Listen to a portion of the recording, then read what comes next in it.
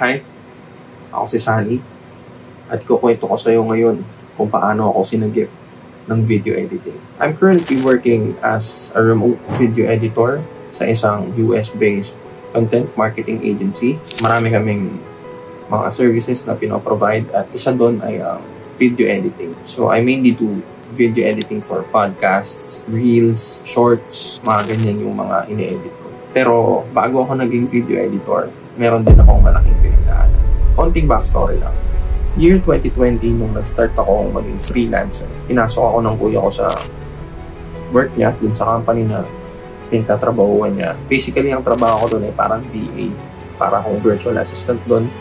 Kung ano yung kailangan ng manager ko, which that time was my brother, kung ano yung kailangan niya, kung ano yung maitutulong ko sa kanya, yun yung gagawin ko. Habang nagtatrabaho ako as a VA, nag-aaral din ako ng kung ano-anong skills. Basically, yung mga skills lang na pwede rin magamit as a virtual assistant. Kasi yun lang naman yung kaya kong gawin during that time. Year 2021, natanggal ako sa trabaho. Tinanggal nila ako kasi wala nang workload eh. Pero maraming manpower. That's the sad truth sa mga freelancers na kagaya ko. Kapag konting workload, kapag hindi ka na kailangan, wala ka na gagawin, pwede kong matanggal. Walang sigurado. Pero, nakabili na ako ng computer, nakabili na ako ng PC. Ito, gamit ko para na ngayon. Year 2020, September, bumili ako ng sarili kong desktop. Tapos, nag-aral akong mag-video editing from 2020 to 2021. So, isang taon na nag-self-study ako. Naral ko lang kung ano yung mga trip ko, kung ano yung mga gusto ko lang aralin. Mga nakikita ko lang sa mga vloggers, mga nakikita ko lang sa YouTube, mga tutorial lang na makikita mo sa YouTube, ganyan lang. Yun lang yung mga inaaral. Ang goal ko lang nun ay matutong mag-edit. Kasi wala lang. Gusto ko lang ng skill. Tapos yun, natanggal nga ako noong 2021.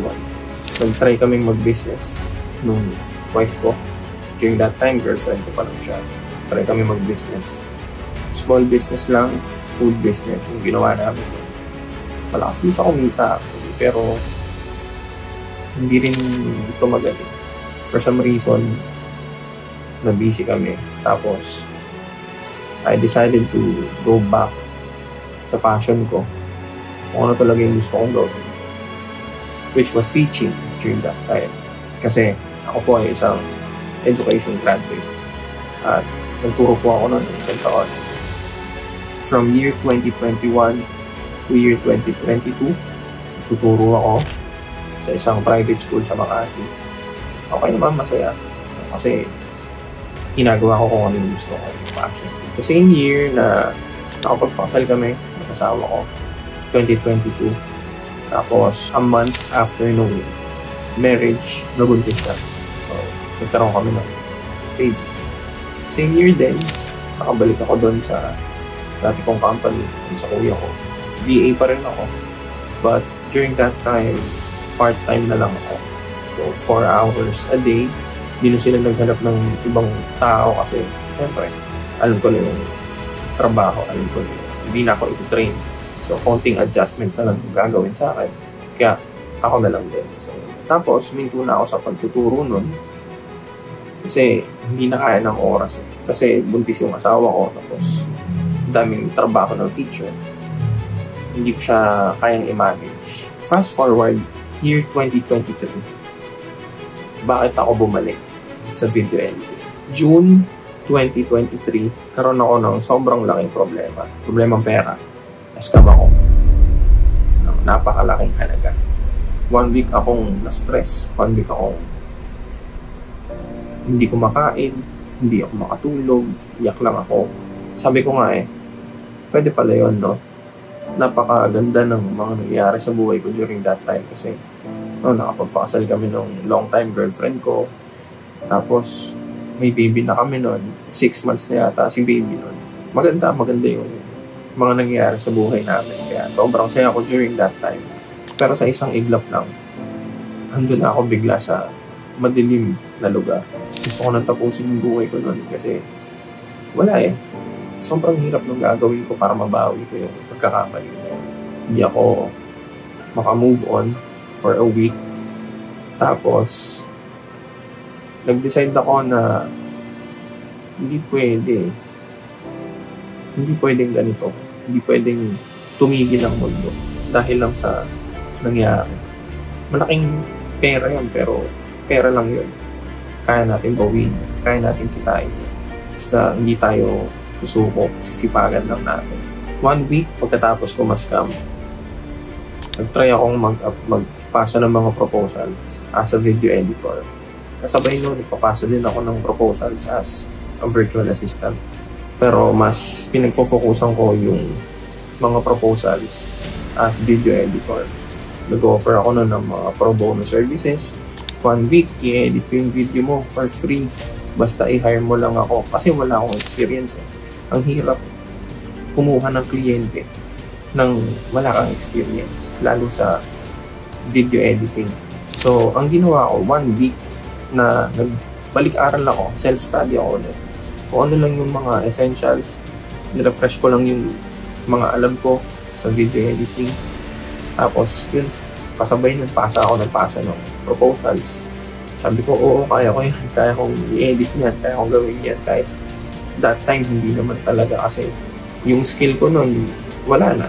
Saka ang tagal kong hindi nag-edit from 2021 hanggang 2023.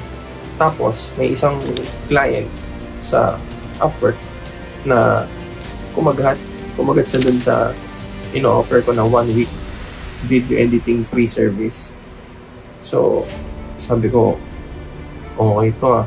Sabi ko, sana ito na yung start nung journey ko as a video editor. Tapos, July 2023. Tapos yun, tinry niya ako for 1 week.